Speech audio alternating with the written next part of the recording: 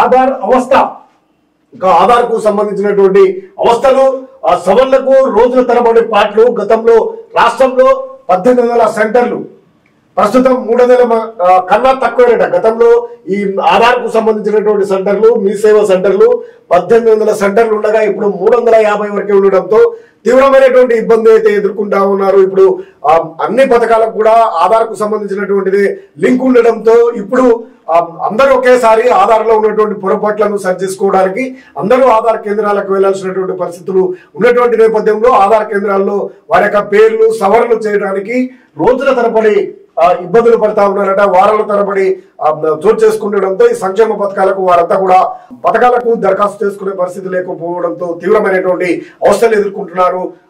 ఆధార్ కు సంబంధించినటువంటి పరిస్థితుల్లో పేదవాళ్ళంతా కూడా.